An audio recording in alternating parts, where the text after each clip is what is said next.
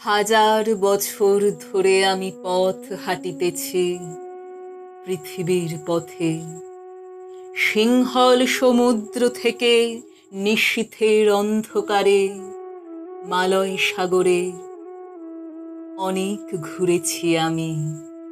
বিম্বিসার অশোকের ধূসর জগতে সেখানে ছিলাম আমি।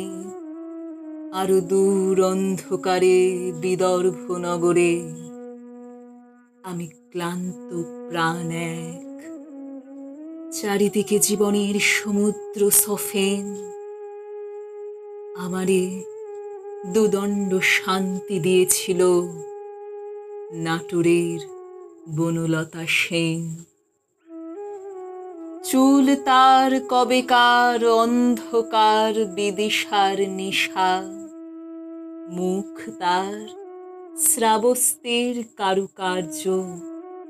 অতিদূর সমুদ্রের পর হাল ভেঙে যে নাবিক হারায়েছে দিশা, সবুজ ঘাসের দেশ যখন সে চোখে দেখে দারুচিনি দ্বীপের ভিতর, তেমনি দেখেছি তারে অন্ধকারে।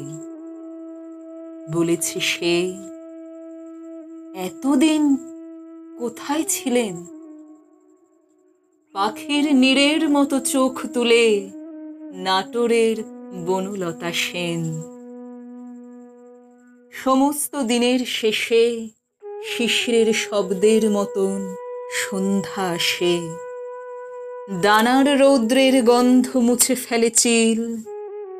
পৃথিবীর সব রং নিভে গেলে পাণ্ডুলিপি করে আয়োজন।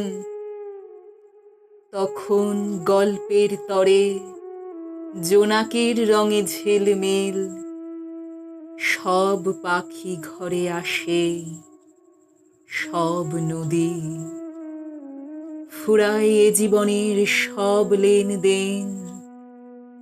থাকে শুধু অন্ধকার, মুখোমুখি বসিবার বনলতা সেন।